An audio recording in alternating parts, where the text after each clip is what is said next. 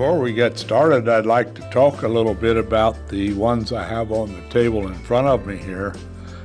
In this video, we're going to show how to do some wide ones that you see here with snaps as closures, and also we'll do one that has a strap going through it, as you can see. The patterns that we're going to make available for this video will be for approximately a 7.5 inch wrist, which is kind of the medium size and wrists. To make ones of different sizes, it'll be necessary for you to either extend the leather slightly or minimize it slightly. One more thing I'd like to point out, you'll notice here that some of these have been fastened with key posts to fasten the watch in place, and some here have rivets. Either one will work. With the key posts, you'll be able to do it without loosening the bar pin on the watch, where with the rivets, in order to attach the watch, you would need to use the bar pin that comes with the watch. I would like to begin by making one of the wider watch bands with the snap closers. So I have made a template from the pattern that's available. I made this out of some poster board. It could be made out of bag stiffener or other pieces of material that are rigid but relatively thin. So I'll trace around it now with my stylus, and I will mark the position of the snaps. Since I'm going to use a line 20 snap on these, I'll be punching a 1/8 inch hole. Now, here where I'm going to attach the tabs, which you see here, I'll make from a lighter weight leather. I will mark that. Now, I have two choices. I can do that with snaps, or I could do that with key posts, or I could do it with rivets. It's up to you. Now, to do my cutting, I will of course use a straight edge whenever I can to make a nice, clean, and accurate cut. I'm cutting this out of some 6 to 7 ounce vegetable tanned leather. That will work best for you. Now, if you notice on the samples that we've shown, we did have some made out of the crocodile. That will also work, although the little bit heavier leather is better. I will now take my corner punch and very carefully round off the 4 corners.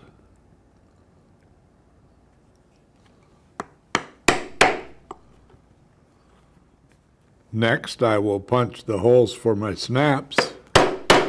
As I mentioned earlier, I'll use a 1/8 inch drive punch to punch these holes.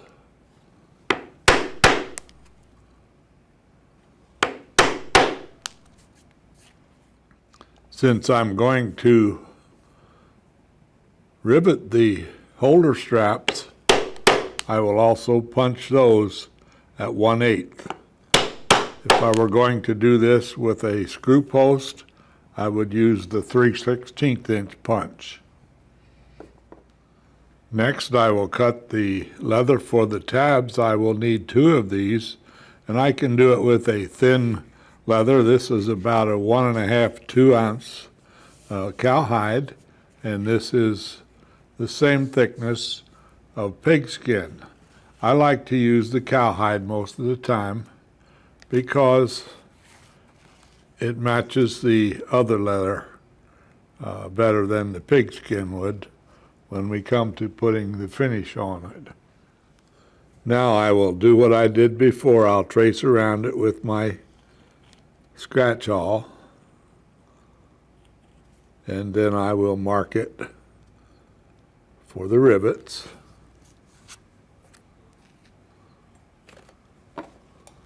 And as before, I'll use a straight edge to cut it.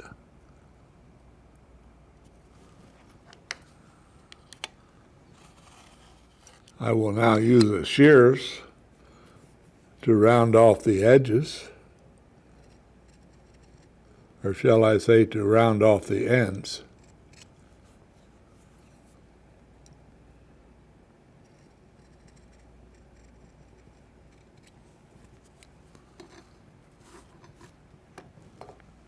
And now I will also take the 1/8 inch punch and punch them as marked.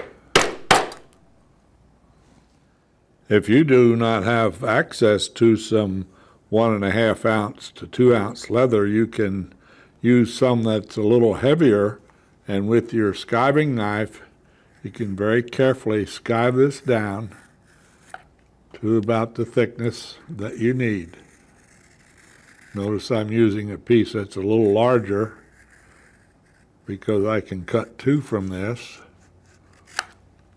And now I will go the other direction and skive it down to the thickness that I would like to have. Now I can turn it over and cut my tab.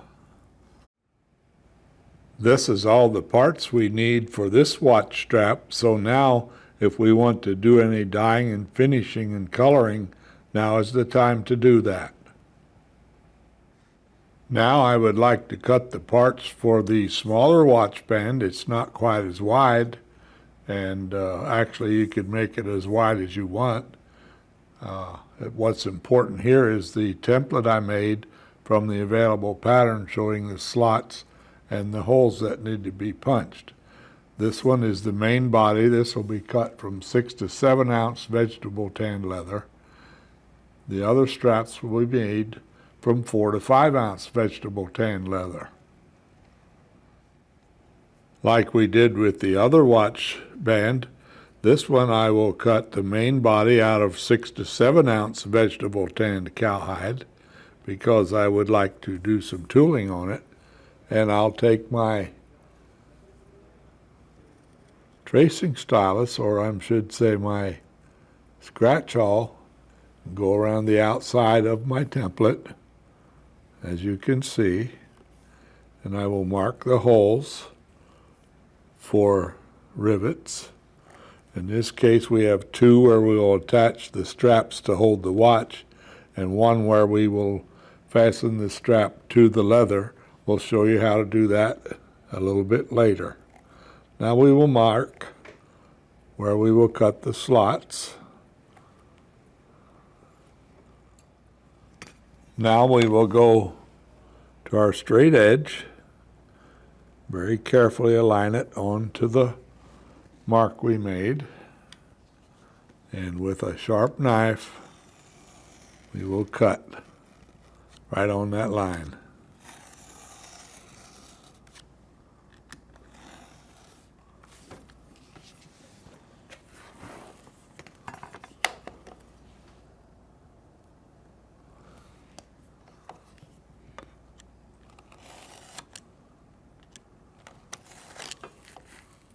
Next, I will punch holes.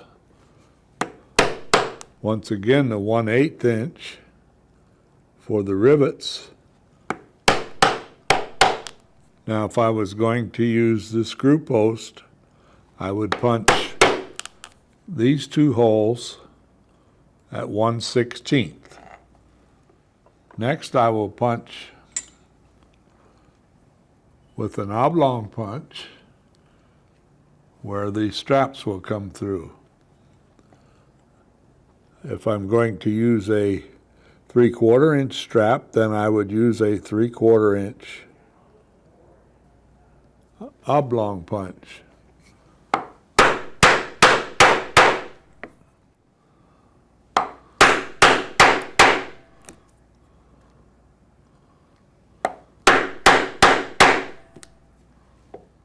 And now, as I did before, I will cut the corners with my round corner punch.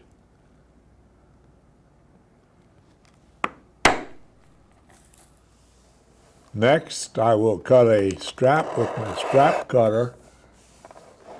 The width of the strap that I'm going to use on this particular watch band. Next, I will take the template and I will place it, trace the ends, and then mark it for my rivets. I will do that to the other strap as well. I will mark it for the rivets. In this case, the holes where I will punch it to attach or to close the buckle and the tip.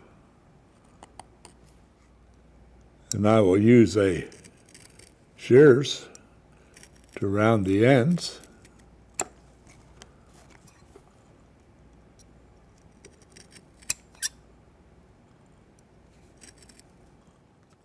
Next, I will punch the holes for my rivets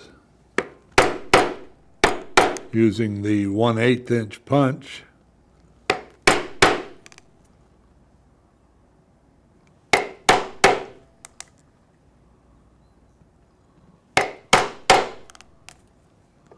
For the tongue that goes into the buckle, I will also use the 1/8 inch punch.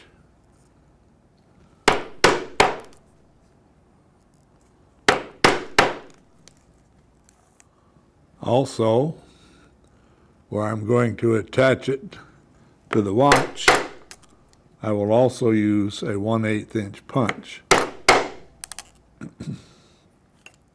I will also put a slot where we will attach the buckle.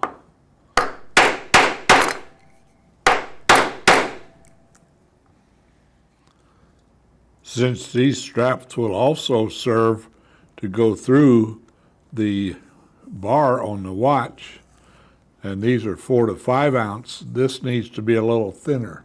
So what I will do is turn it over and carefully skive it down to about 1.5 or 2 ounces, where it'll go through